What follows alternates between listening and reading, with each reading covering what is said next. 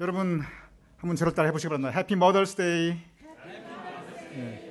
꼭 저를 보고 하지 마시고 옆에 주위 분들하고 같이 주변을 보시면서, 특별히 옆에 사모님이 계시면 사모님께 해피 머더스 데이. 우리 남자들은 오늘 같은 날 우리가 처신을 잘해야 또 1년을 잘 살아남을 수 있습니다. 그저 우리가 생존 본능을 잘 간직해야 되니까 해피 머더스 데이, 복된 날 되시기 바랍니다.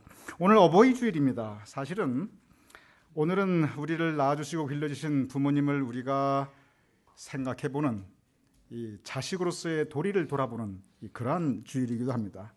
오늘 본문 출애굽기 12장 20절 이렇게 기록되어 있습니다. 내 부모를 공경하라. 그리하면 내 하나님 여호와가 내게 준 땅에서 내 생명이 길리라. 내 부모를 공경하라. 우리가 이미 익히 잘 알고 있는 말씀이고 우리 마음속에 아무 저항감 없이 거부감 없이 그대로 새겨지는 하나님의 명령이십니다. 그런데 문제는 우리 대부분은 공경하고 싶은데, 그런데 공경할 부모님이 안 계시다는 것입니다. 특별히 이민자로서 고국을 떠나와서 효도 한번 제대로 못하고 이렇게 10년, 20년, 30년 세월을 훌쩍 살았는데 그 사이에 부모님께서 세상을 떠나셔서 공경은커녕 제대로 도리조차 해볼 기회가 없었구나. 이러한 것이 많은 우리들의 삶의 모습입니다. 내 부모를 공경하라. 이 말씀 앞에 너무 죄송하고 미안함을 느끼게 됩니다. 나아가 이것이 아픔이 되고 한이 되기도 합니다. 왜냐하면 공경하고 싶은데, 효도하고 싶은데 더 이상 기회가 없기 때문에 그렇습니다. 그러나 다시 생각해 봅니다.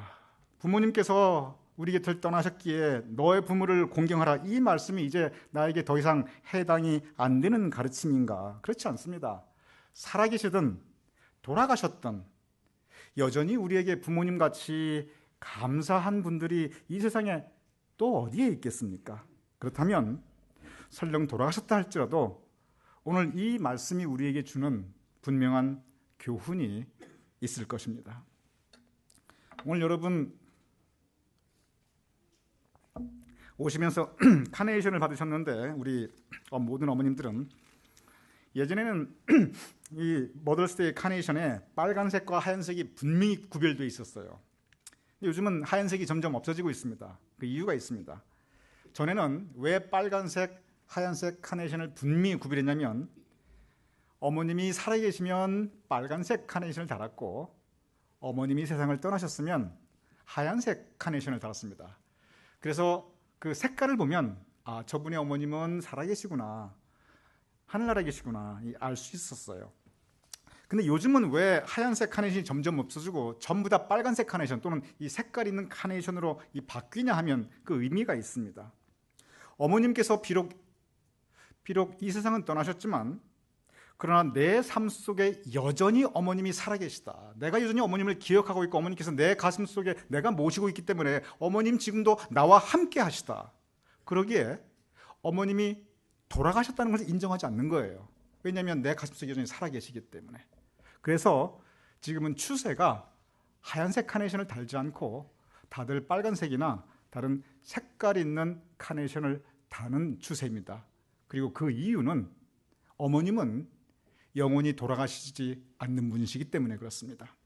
세상에서 가장 불쌍한 부모님들이 계십니다. 세상에서 가장 불쌍한 부모는 고생하는 부모가 아닙니다. 돈 없는 부모가 아닙니다. 세상에서 가장 불쌍한 부모는 잊혀진 부모입니다. 부모는 자식이 기억을 해 주어야만 존재합니다.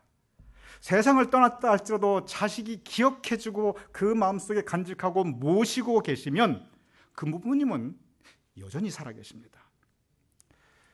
오늘 우리가 함께 예배드리는 우리 교우님들의 많은 부모님들, 어쩌면 이 세상을 이미 떠나신 분들입니다. 그러면 그 시대의 부모님들이 어떻게 사셨고 어떠한 부모님인가 한번 잠깐 생각해 보고자 합니다. 적어도 1956년생 이전에 태어나신 분, 다시 말하면 적어도 지금 나이 60이 넘으신 분들의 부모님의 세대는 대부분 절대 다수 그 세대의 부모님은 고생 많고 한 많은 삶을 살다 가셨습니다. 한국의 역사가 그랬기 때문에 그렇습니다. 아주 신선한 삶의 고통 가운데 사셨는데, 그런데 그분들의 삶의 가치는 자식이었습니다. 적어도 내가 이 자식만큼은 제대로 키우리라. 그래서 그 자식을 위해서, 자식만을 위해서 헌신하고 희생하며 사셨던 분이 최소한 지금 60 이상 되신 분들의 부모님 세대입니다. 그분들의 삶의 과제, 살아남겠다는 거 하고 자식 키우겠다는 거, 삶의 질이 어디 있어요? 먹고 살기 힘든 세상이 그 시대였는데. 오늘 첫 번째 본문 창세기 21장은 바로 우리 부모님들 세대같이 그렇게 고생 많고 신선했던 삶의 모습, 고통스럽고 한많은 그 삶을 살았지만 그러나 오직 자식만을 바라보고 그 자식을 위해 헌신하며 살았던 한 여인을 우리에게 소개하고 있습니다. 그 여인의 이름은 하갈이었습니다. 하갈은 돈 많고 힘 있었던 아브람과 사라 부부 사이에서 돈 없고 힘 없이 살아갔던 외로운 여자였습니다. 그는 임신하게 되었습니다. 그것도 아브라함의 아기를 임신하게 됩니다. 그런데 그로 인해 엄청난 구박을 받게 됩니다. 그 임신하게 된 이유도 사라가 시켜서 한 일이었습니다. 본인의 의지가 아니었습니다. 하갈은 구박받고 학대받다 임신한 몸으로 도망갑니다. 견디다 못해 떠난 것입니다. 견디다 못해 도망가서 간 곳이 광야였습니다. 그 광야에서 하갈은 하나님을 만납니다. 하나님께서 그 하갈을 위로해 주시고 다시 돌려보내 주십니다. 그때 하갈은 이렇게 고백하고 있습니다. 하나님은 나를 살피시는 하나님이구나. 고통받고 견디다 못해 광야로 도망 나왔던 하갈, 그 하갈은 적어도 하나님께서 나를 살펴보호하신다는 그 고백과 함께 다시 들어갑니다. 거기서 아들을 낳게 됩니다. 아들 낳고 나서는 더 심한 학대를 받게 됩니다. 그러나 첫 번째는 하갈이 학대와 이 구박을 견디다 못해 도망쳐 나왔는데, 이 두 번째 아들 낳고 나서는 더 학대가 심해졌고 더 구박이 심해졌고 더 고생이 심해졌는데, 그런데 그걸 견디고 끝까지 그 집에 붙어 있으려고 합니다. 이유가 있습니다. 어떻게든 살아야겠다. 하갈 자신을 위한 것이 아니었습니다. 자식을 위한 거였습니다. 내가 이 아들을 생각하면 내가 살아야 된다. 내가 여기에 있어야 우리 모자가 살아남을 수 있고, 그래야 내 자식의 미래가 있다. 내 한 번 고생하는 거 상관없다. 모진 학대를 견딥니다. 그런데 이번에는 쫓겨납니다. 하갈은 그 집에 살고 싶었지만 그리고 쫓겨났는데, 그래서 두 번째 광야로 나왔습니다. 하갈의 삶을 보면 하갈이 첫 번째 광야로 나온 것은 스스로 도망쳐 나왔습니다. 근데 두 번째 광야는 강제로 쫓겨 나왔습니다. 그러니 얼마나 서러웠겠습니까? 쫓겨나온 것도 서러운데 장소는 광야였습니다. 그 아이 하갈이 낳고 싶어 낳았습니까? 낳으라고 해서 낳은 거지. 누구의 책임입니까? 아브람과 사라의 책임입니다. 근데 그 고통은 모두 다 하갈이 지금 짐지고 있습니다. 얼마나 서럽고 억울하고 한이 맺혔겠습니까? 그런데 장소이기 때문에 먹을 것도 없었고 마실 물도 없었습니다. 그 광야에서 물이 떨어지게 되니까 하갈의 어린 아들은 목말라 신음하며 죽어가고 있습니다.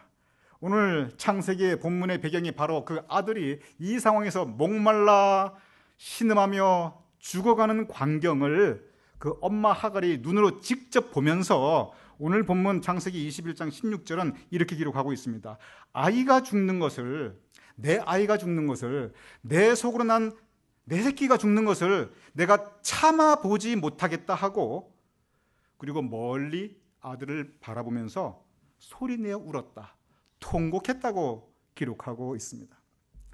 여기서 이 하갈의 마음을 한번 생각해 보시기 바랍니다. 힘없고 돈 없고 갈 곳 없어가지고 광야로 나왔는데 그곳에서 마실 물이 없어서 갈증으로 아들이 목말라 죽어가고 있는 것을 바라보며 통곡하고 있는 이 어미의 모습, 저는 이 하갈의 모습에서 적어도 60이 넘으신 분들의 그 어머니의 세대, 그 부모님의 세대의 모습을 바라보게 됩니다.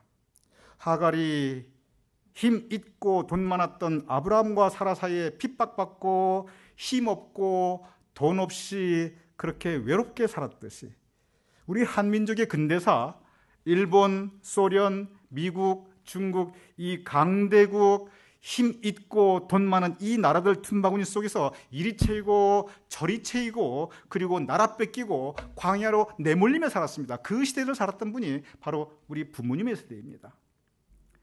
광야에서 굶주리며 목말라 신음하고 있는 이 아들에게 하갈은 아무것도 해줄 수가 없었습니다. 그래서 그는 통곡하며 울고 있었습니다.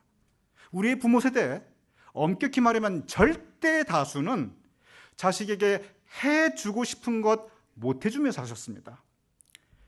자식에게 먹이고 싶은데 먹일 것이 없었고 입히고 싶은데 입힐 것이 없었고 가르치고 싶은데 돈이 없어 자식을 학교에도 못 보낸 부모님들이 허다하였습니다. 그래서 아파하며 통곡하며 울고 있는 이 하갈의 모습, 어쩌면 바로 우리 부모님 세대에 그 신선했던 삶을 살아가야만 했던 우리 부모님 세대의 모습이기도 합니다. 하갈, 그는 가난하였고 힘없었지만 오직 자식만을 바라보며 그리고 그 자식을 위해 헌신하며 그 자식을 훌륭히 키워냈습니다. 그리고 결혼시키고 그리고 가정을 이루어줍니다. 우리 부모님 세대 그 혹독한 세월을 살아오며 자식을 여러분을 위해서 저를 위해서 헌신하며 그 자식을 이만큼 키워주셨고 그리고 우리로 하여금 가정을 이루셨고 한국 사회를 저만큼 그래도 살아남게 하셨습니다. 세상 없는 소리를 해도 하갈이 이스마엘을 지켜주었듯이 세상 없는 소리를 해도 우리 부모님 세대가 우리를 이만큼 사실 지켜주는 것입니다. 그런데 바로 그 부모님들은 더 이상 우리 곁에 계시지 않습니다. 대부분의 우리 성도님들, 부모님들 더 이상 우리 곁에 계시지 않습니다. 그러니 내 부모를 공경하라. 그 고생했던 그 부모님을 공경하고 싶은데 공경할 길이 없습니다. 그러나 분명히 할 수 있는 것이 있습니다. 또 해야만 하는 것이 있습니다. 우리에게 있는 효도의 길이 있습니다. 그것은 우리의 부모님을 기억하는 것입니다. 우리의 가슴 속에 담고 살아가는 것입니다. 성서는 자식이 해야 할 가장 중요한 도리 중에 하나가 부모를 기억하는 것이라고 곳곳에서 가르치고 있습니다. 성서는 내가 누구다라는 것을 말할 때 내가 누구의 아들이다, 누구의 딸이다, 그리고 저 사람이 누구라는 것을 표현할 때 저 사람이 누구의 자식이라는 것을 대부분 표현하고 있습니다. 즉 내가 누구다 하는 나의 아이덴티티는 나의 부모와 연결해서 생각하는 것이 성서적인 관점입니다. 그렇습니다. 우리의 부모님 우리가 기억해야 합니다. 우리 부모님들의 고통스러웠던 삶을 기억해야 하고 그 어려웠던 삶의 시대를 살아가면서 오직 한 가지, 자식을 소중히 여기고 자식을 사랑하고 그 자식을 위해 헌신하며 사셨던 그 시대의 우리 부모님들의 사랑을, 그 희생을 우리는 기억해야 합니다. 중요한 것이 있습니다. 우리의 부모님을 우리가 기억하는 것에 그치지 아니하고 우리의 자식과 그 아랫 세대에게 우리의 부모님에 대해서 우리의 기억을 말해 주어야 합니다. 부모님에 대한 기억을 자식들에게 나누어 주어 자식으로 하여금 우리의 그 부모님들을 기억하게 해야 합니다. 우리 부모님들이 더 이상 잊혀진 존재가 되지 않도록 우리 대가 아니라 아랫대도 기억될 수 있도록 그 기억을, 그 사랑을, 그 감사함을 전수시켜 주어야 합니다. 예수님은 최후의 만찬에서 제자들에게 성찬을 베풀어 주셨습니다. 성찬을 베풀어 주시며 딱 한 가지 간곡하게 제자들에게 부탁하였습니다. 그것은 뭐냐면 나를 기억해달라, 그 말씀이었습니다. 성만찬에서 떡을 주시며 이것은 내 몸이니 받아 먹으라, 잔을 주시며 이것은 내 피니 받아 마시라, 그리고 말씀하십니다. 이를 통하여 나를 기억하라. 성찬상에는 영어로 This do in remembrance of me, 무슨 뜻입니까? 이것을 나를 기억하기 위해서, 나를 기억하라는 뜻입니다. 사도 바울은 여기서 한 단계 더 나아갑니다. 사도 바울은 성찬식을 통해서 제자들이 예수님을 기억하는 것에서 그치지 아니하고 예수님을, 그 예수님의 사랑을 우리 후손들에게 계속 전하라라고 말하고 있습니다. 즉 예수님이 잊혀진 존재가 되게 하는 것이 아니라 예수님이 기억되는 존재, 그리고 그 모든 신앙의 후손들에게, 지금 우리에게까지 예수님이 기억될 수 있도록 예수님에 대한 사랑, 예수님에 대한 가르침을 전하라라고 말하고 있습니다. 부모님의 사랑, 부모님의 고통, 그 시대의 아픔들, 무엇보다 그 헌신과 우리를 위한 가르침과 사랑 전해야 합니다. 그래서 돌아가셨지만 그러나 여전히 살아있게 해드리는 것이 우리 자식의 도리입니다. 기억함에 있어서 우리가 또 한 가지 꼭 생각해야 될 신앙적 과제가 있습니다. 그것은 뭐냐면, 우리는 부모님을 모시고 있기도 하지만 세상에 부모님 안 계신 분이 누가 있습니까? 살아계시든 돌아가셨든. 동시에 우리는 부모입니다. 우리 대부분의 분들은 부모입니다. 그러면 우리의 부모님을 기억하는 것도, 내 부모를 기억하라, 이것도 우리의 삶에서 우리가 간직해야 될 교훈이지만, 우리가 잊지 말고 명심해야 될 사실 중에 하나는 내가 어떤 모습의 부모로 우리 자식들에게 기억될 것인가, 바로 그 주제입니다. 너의 부모를 기억하라, 어찌 보면 쉬운 일입니다. 그보다 훨씬 더 어려운 일이 있습니다. 그것은 내 자식에게, 내 후손에게 좋은 부모로, 좋은 할아버지 할머니로 내가 기억되는 일입니다. 내가 어떤 부모로 기억될 것인가, 내 자식에게. 내가 어떤 할아버지 할머니로 기억될 것인가, 내 후손에게. 이것은 우리에게 참으로 도전이 되는, 챌린지가 되는 질문입니다. 여러분 모두는 이명박 대통령에 대한 그 이야기나 기억을 잘 알고 계실 것입니다. 전 대통령입니다. 적어도 한국 사회에서 이명박 대통령처럼 그만큼 그렇게 자수성가한 그런 분이 거의 없습니다. 참으로 고생 많이 했는데 정상까지 올라갔습니다. 경제적인 것은 현대건설의 사장직까지 올라갔고, 정치로서는 대통령까지 올라갔습니다. 근데 이분이 보면은 책을 여러 권을 썼어요. 근데 이 이명박 씨가 유명해지기 시작한 그 도화선이 있는데, 그 책을 참 잘 썼어요. 그 책이 있는데, 신화는 없다, 이 책을 지금부터 한 20년 전에 1995년에 출판하였습니다. 일약 금방 베스트셀러가 되었습니다. 아마 이 이명박 대통령의 이 책, 신화가 없다, 신화는 없다, 이 책이 없었다면 아마 오늘의 이명박도 아마 존재치 못했을 것이라는 그러한 생각을 해보게 됩니다. 그만큼 이 책을 통해서 이명박 씨가 한국 사회에 알려지게 되었습니다. 그 후에도 이분이 책을 여러 권을 썼는데 대부분의 책의 내용이 사실 거의 비슷합니다. 삶의 악조건, 절망, 고통, 그러나 그 가운데 희망을 바라보고 비전을 세우고 그것을 이루어가는 삶의 노력, 거의 대부분 그것에 대해서 있었습니다. 그러면서 이명박 대통령이 자신의 책에서 자주 하는 말이 있습니다. 나의 인생에 가장 큰 스승이 두 가지가 있었다고 합니다. 첫째는 가난이었다고 해요. 둘째는 어머니의 기도라고 하였습니다. 가난, 이명박 대통령이 실제 상당히 가난했던 분입니다. 노무현 대통령은 부산상고 나왔는데 여러분 잘 모르시겠습니다만 실업계 학교에서 부산상고 대단한 명문입니다.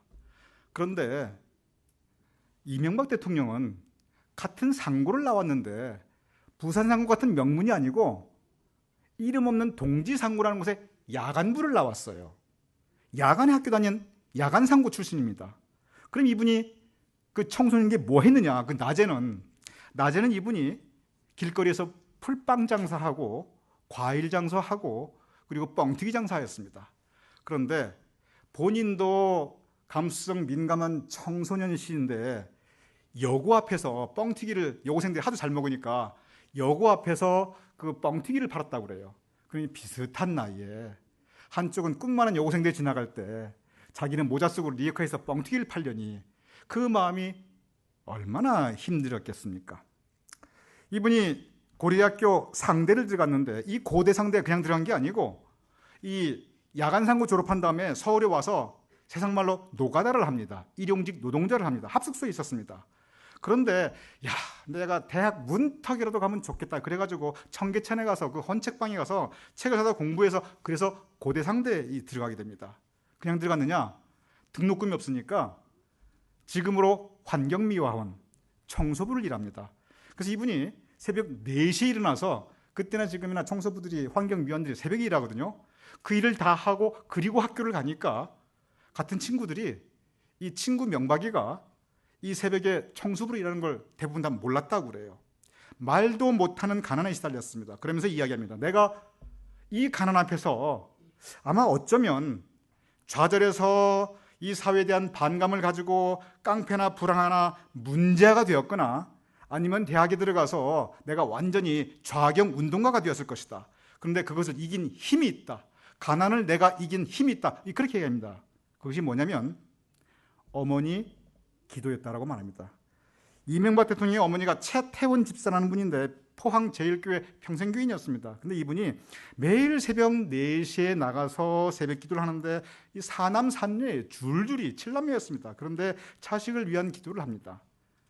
이 김우중 씨도 그분이 쓴 세상은 넓고 할 일은 많다 보면 자신의 그 어머님의 기도에 대해서 상당히 자세하게 썼어요. 이명박 씨는 더 자세하게 썼습니다. 하루는 이런 일이 있었다고 그래요. 리어카를 나가서 과일을 팔고 있는데, 그런데 자가용이 자기가 팔고 있는 그 과일이 쌓여있는 리어카를 탁 쳤대요. 그래가지고 리어카가 엎어지고 이 과일이 쓰러지고, 아무리 생각해도 내가 피해자라는 거예요. 자기는 길거리 제대로 세웠으니까. 그런데 자가용 주인이 오더니만 이 자식아 왜 길에다 리어카를 이렇게 돼가지고 차가 부딪히게 했냐고 과일값을 물어주기는 고사하고 막 야단을 치면서 그냥 이렇게 학대를 하더래요. 이 청소년 이명박이 결심을 합니다. 내가 이 사회에 도저히 못 살겠다. 내가 집을 떠나가리라. 내가 서울로 가서 뭘 하든 하리라. 그리고 이제 과일을 주삼는데 그때 드는 생각이 있더랍니다. 아, 내가 이렇게 과일 장사를 했는데 지금까지 어머니한테 과일을 한번 드셔보십시오 드린 적이 없구나. 너무 미안하더래요. 그래가지고 이 길거리 넓은 과일 중에서 깨끗한 과일을 구해가지고 내가 어머님에게 이거 드리고 나는 이제 가출을 하리라. 어머니한테 갔어요. 어머님 드세요. 나 도저히 못 살겠습니다. 어머니 과일은 안 드시고 하염없이 울더니 그냥 하염없이 계속 기도만 하시더라는 겁니다. 뭐 잘했다 못했다 말 것도 없고 가지 마라 그런 얘기할 것도 없고 그냥 기도만 하더랍니다. 이명박 대통령이 그 기도하는 어머니를 뒤로 하고 떠날 수가 없더랍니다. 그래서 다시 열심히 일하고 또 열심히 공부했다고 합니다. 그러면서 참 어머님의 기도가 없었으면 내가 그 시대 그거 어떻게 이겨낼 수 있는가, 그 고백을 자주 하고 있습니다. 어머니가 기도만 했느냐, 좋은 가르침을 주었다고 또한 고백하고 있습니다. 이명박 씨가 그런 얘기를 해요. 내가 참 자라면서 열등감이 있었다. 외모에 대한 열등감이 너무 컸다고 그래요. 여러분 이명박 씨 사진 다 기억하시죠? 어디 잘생긴 얼굴입니까? 눈을 한번 생각해 보세요. 눈이 정말 쥐꼬리처럼 이렇게 째져가지고요, 요만합니다. 이거 죄송합니다, 강대성에서 제 표현이 아니라 많은 분들이 이명박 씨를 그렇게 표현하고 사진을 보면 실제로 그러합니다. 근데 이명박 씨가 거기에 대한 엄청난 열등감이 있었어요. 거울을 볼 때마다 이 좌절되는 거예요. 근데 어머니가 말씀하시기를 너 계속 당당하라, 당당하라. 이거 어떻게 해야 되나? 나는 못생겼고. 고민하다가 이명박 씨가 생각했는 게 하나 있습니다. 아, 방법이 하나 있다. 웃자. 웃는 얼굴에는 침을 못 뱉는데 내가 이렇게 못생겨도 내가 해서 웃으면은 사람들이 나를 그렇게 구박이나 하겠느냐. 그때부터 계속 웃는 연습을 했다고 합니다. 여러분 이명박 씨 사진 한번 생각해 보세요. 어떤 사진을 보나 이명박 씨는 항상 웃는 표정입니다. 근데 그게 피나는 노력 덕분에 항상 그렇게 웃는 표정을 가질 수 있었다고 해요. 그래서 눈도 작고 얼굴도 못생겼지만 그 외모를 가지고 이렇게 소박하게, 워낙 못생겼으니까 아무리 활짝 웃으려고 해도 당당한 웃음이 안 나고 겸손한 웃음이 나온대요. 그래가지고 소박하게 겸손하게 웃는 그 모습이 이명박 트레이드 마크가 됐고 그것이 그의 삶에서 많은 힘이 되었다고 합니다. 이명박 씨가 본인은 못생겼지만 그 부인 김윤옥 여사가 이화여대 메이퀸 출신이에요. 대단한 분입니다. 그런데 그분의 인상과 이 못생겼지만 웃는 이명박 씨의 인상, 누가 좋나 비교하면 대부분 다 이명박 씨의 인상이 훨씬 낫다고 그래요. 그런데 그것은 그냥 이루어진 것이 아니라 그 열등감 속에서 몸부림쳤을 때 그 어머님의 가르침, 너 그래도 당당하라, 하나님이 주신 것이다. 바로 그 가르침 때문에 그것을 이길 수 있었다, 그는 고백하고 있습니다. 저는 이명박 대통령에 대해서 그분이 잘했다 못했다 정치적인 평가에는 아무 관심이 없습니다. 그리고 이 강대상은, 이 거룩한 강대상에서 정치 이야기를 하는 것은 전혀 적합하지 않습니다. 제가 관심을 가지는 것은 뭐냐면, 어머니에 대한 기억이, 어머니의 기도 그리고 어머니의 가르침, 그 기도와 가르침에 대한 그 기억이 사람을 이렇게 변화시키고 힘을 주고 지켜나가는구나, 저는 그것을 발견하게 됩니다.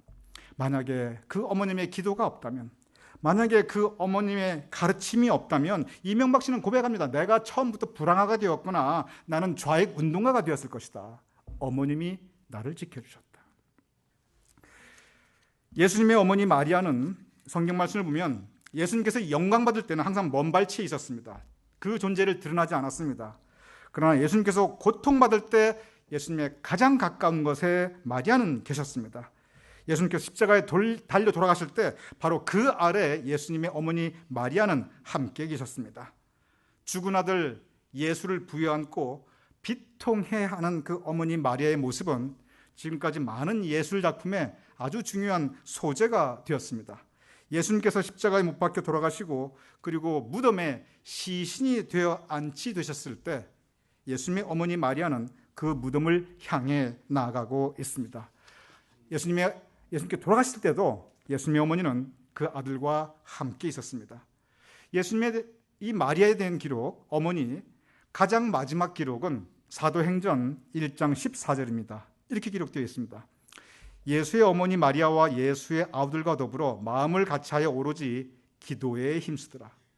예수님의 어머니 오로지 기도에 힘쓰더라. 자식을 위해서 기도에 힘쓰는 어머니의 모습으로 성서는 예수님의 어머니를 표현하고 있습니다. 저는 생각해 봅니다. 우리는 부모님을 모신 자식의 입장으로 우리의 부모님을 기억해야 합니다.